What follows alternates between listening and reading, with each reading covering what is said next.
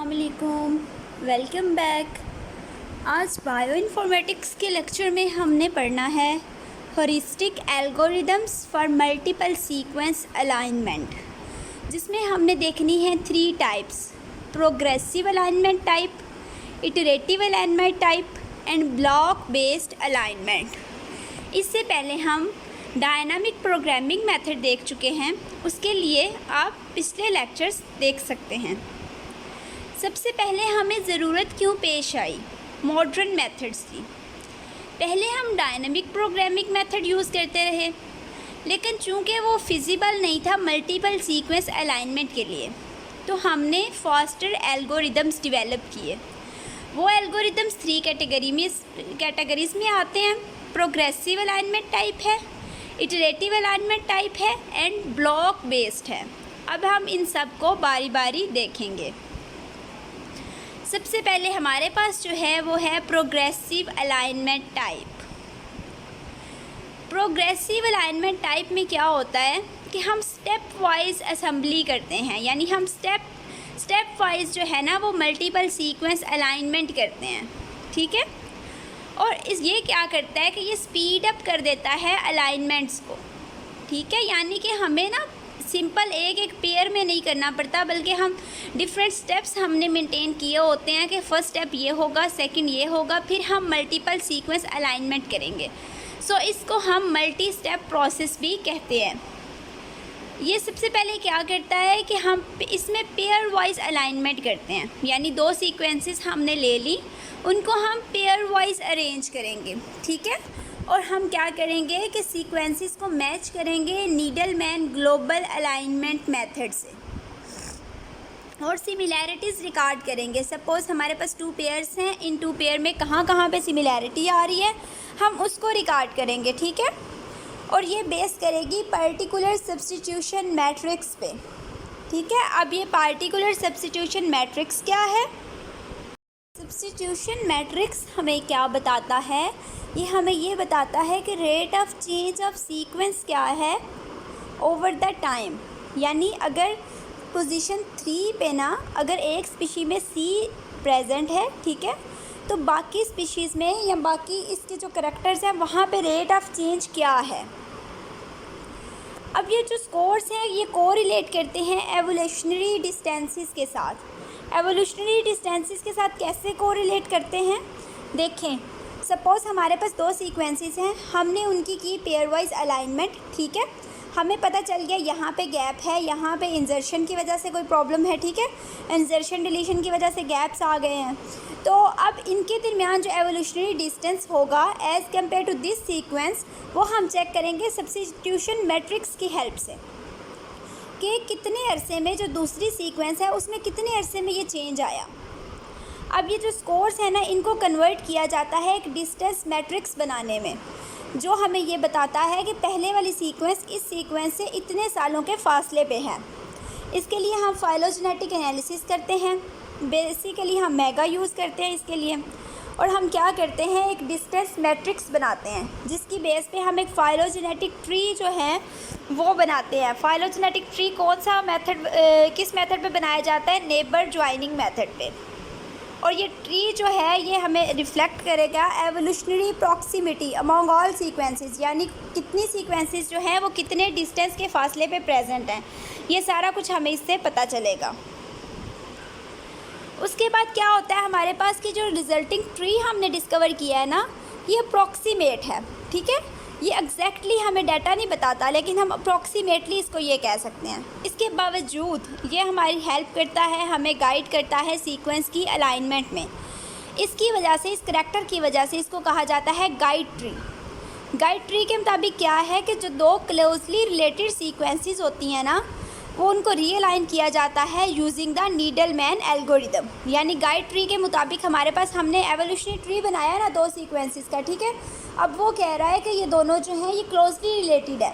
उन उसकी जो क्लोज रिलेटेडनेस है उसकी बेस पे हम इनको रीअलाइन करते हैं।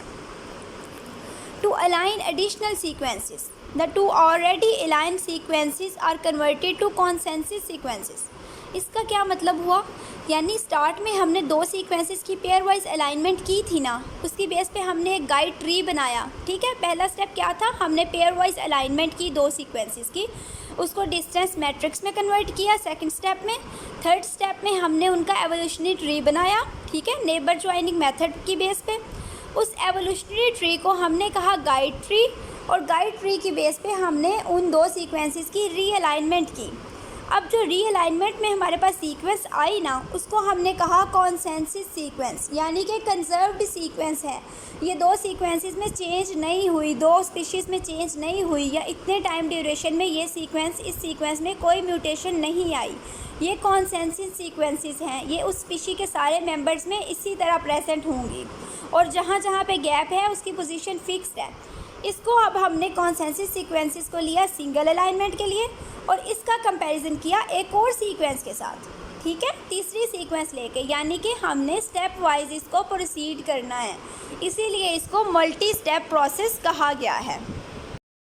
नेक्स्ट स्टेप में हमने क्या करना है कि जो नेक्स्ट क्लोजेस्ट सीक्वेंस है उसका गाइड ट्री बनाना है कॉन्सेंसस सीक्वेंस के साथ, ठीक है, और डिस्टेंट सीक्वेंसेस और sequence profiles are added one at a time, ठीक है, यानी हम 1 बाय 1 जो है ना उसकी मैचिंग कर रहे हैं, और जो न्यू सीक्वेंस है उसको हम, जो कॉन्सेंसस सीक्वेंस थी पिछले रिएक्शन की, उसके साथ हम उसको रीअलाइन करते हैं। इस तरह हमारे पास जो नेक्स्ट राउंड होता है उसके लिए कॉन्सेंसस सीक्वेंस आ जाती है, और इस प्रोसेस को हम रिपीट करते हैं until all sequences are aligned. हमारे पास एक प्रोग्रेसिव अलाइनमेंट प्रोग्राम के लिए जो हमारे पास है ना, एक स्पेसिफिक सॉफ्टवेयर है क्लस्टल, ठीक है, ये क्लस्टल की आप यहाँ पे वेबसाइट है इसकी, यहाँ से इसको ले सकते हैं। ये ऑनलाइन भी काम करता है और ऑफलाइन भी। अब स्टैंड अलोन प्रोग्राम में ये कैसे काम करता है, यूनिक्स पे काम करता है, ठीक है, मैकिन्टॉश के साथ काम करता है, और इसके 2 प्रोसेस हम सिर्फ कर सकते हैं, Clustal W and Clustal X। W version हमें सिंपल जो टेक्स्ट बेस्ड इंटरफेस है ना वो प्रोवाइड करेगा, और X वर्जन क्या है कि वो ग्राफिकल डाटा प्रोवाइड करेगा, यानी एक में हमारे पास सिंपल अलाइनमेंट आ जाती है और X वर्जन में हमारे पास ग्राफिकल डाटा आ जाता है। जैसे ब्लास्ट में हमारे पास कलर्ड रिजल्ट्स आते हैं ना, इसी तरह यहाँ पे भी। अब इसके फीचर क्या क्या होते हैं, क्लस्टल का सबसे इम्पॉर्टेंट फीचर ये है कि इसकी flexibility of using substitution matrices, यानी इसमें हम मैट्रिसेस जो है सब्सटीट्यूशन मैट्रिसेस उनको इजीली यूज़ कर सकते हैं, और ये रिले नहीं करता सिंगल सब्सटीट्यूशन मैट्रिक्स पे, बल्कि इसमें हम डिफरेंट स्कोरिंग तकनीक्स जो हैं उनको अप्लाई करते हैं ताकि ज़्यादा एक्यूरेट रिज़ल्ट आए।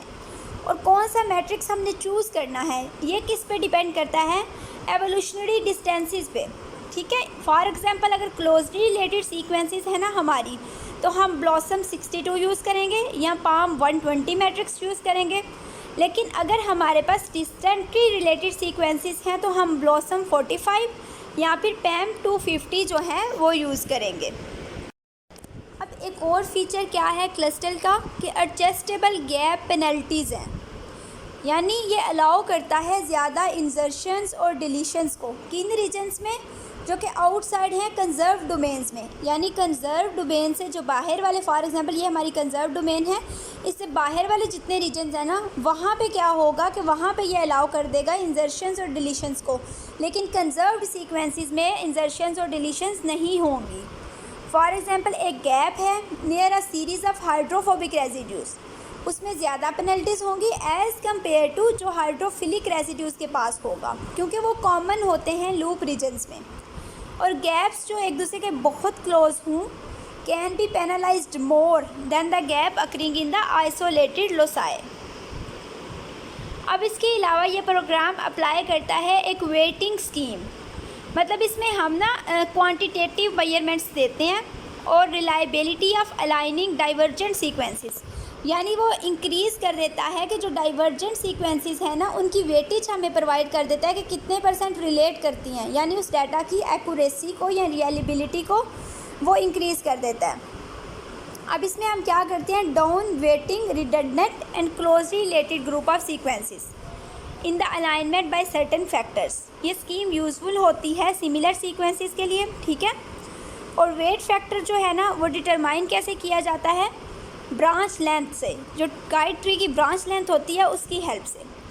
ब्रांच लेंथ को हम पहले नॉर्मलाइज्ड करते हैं, ठीक है, और ऑब्टेन वैल्यू जो होती है हर सीक्वेंस की उसको यूज़ करते हैं multiply the raw alignment scores of residue from that sequence of to achieve the goal of decreasing the matching scores of frequent characters in multiple alignment and thereby increasing the ones of infrequent characters। क्या मतलब हुआ इसका? यानी हमारे पास जो हर sequence का result आता है ना, उसको हम मल्टीप्लाई कर लेते हैं raw alignment scores of residue के साथ, ठीक है। जो रॉ हमारे पास अलाइनमेंट है ना, उसके रेजिड्यूअल स्कोर जो होता है उसके साथ मल्टीप्लाई कर लेते हैं, ठीक है, ताकि हम अचीव कर सकें गोल को, decreasing the matching score of frequent characters, यानी जो मुसलसल करैक्टर्स आ रहे हैं ना उसके लिए। अब ड्रॉबैक्स क्या हैं क्लस्टल के और इसके सॉल्यूशंस क्या हैं? प्रोग्रेसिव अलाइनमेंट मेथड जो है ना, ये सूटेबल नहीं है comparing sequences of different lengths.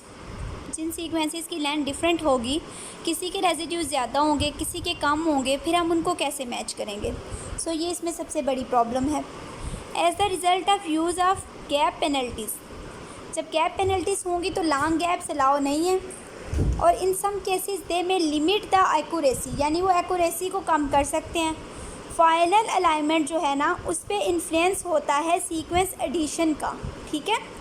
इसके अलावा ग्रीडी नेचर ऑफ एल्गोरिदम्स, इसका क्या मतलब है?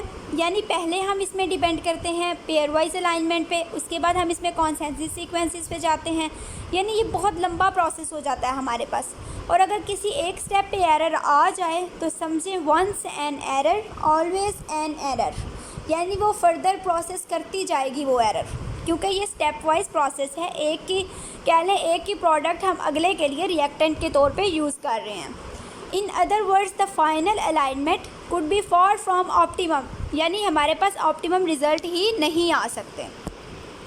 इसके अलावा एक और हमारे पास है टी कॉफ़ी मेथड। वो क्या है जी? Tree based consistency objective function for alignment evaluation. ये टी कॉफ़ी मेथड है। इसमें और क्लस्टल में मेन डिफरेंस क्या है कि जो टी कॉफ़ी है ये परफॉर्म करता है both global and local pair wise alignments, जबकि हमारे पास जो क्लस्टल था वो क्या कर रहा था, सिर्फ ग्लोबल अलाइनमेंट जो है उस पर फोकस था उसका। नेक्स्ट है डीबी क्लस्टल। डीबी क्लस्टल एक और एल्गोरिदम है। इसमें पहले हम ब्लास्ट करते हैं, ठीक है, क्यूरी सीक्वेंस के लिए हम उसकी सिमिलैरिटीज़ फाइंड आउट करते हैं। जो रिजल्टिंग अलाइनमेंट पेयर्स आते हैं ना, उनको एनालाइज करते हैं हम, उसमें से कॉमन कंजर्व्ड रीजन्स को देखते हैं, ठीक है, और ग्लोबल अलाइनमेंट हम उसकी हेल्प से जनरेट करते हैं क्लस्टल, ठीक है। क्लस्टल सॉफ्टवेयर हम उसके बाद यूज़ करते हैं। पहले हम ब्लास्ट करेंगे, pairwise alignment find out करेंगे, फिर उसको हम क्लस्टल करेंगे। Since the anchor points are derived from local alignments, this strategy minimize errors, यानी ये हमारे पास क्या होता है कि हम लोकल अलाइनमेंट को भी इन्वॉल्व कर रहे होते हैं, तो हमारे पास एरर का चांस जो होता है वो कम हो जाता है। उसके अलावा नॉर्मेट पे हम क्या करते हैं, इसको फर्दर एनालाइज करते हैं, यानी हम किसी भी किस्म के एरर को नहीं छोड़ते। और फाइनल अलाइनमेंट जो होती है वो ज़्यादा एक्यूरेट होती है डीबी क्लस्टल के केस में, क्योंकि इसमें मोर देन वन सॉफ्टवेयर जो है वो इन्वॉल्व हैं।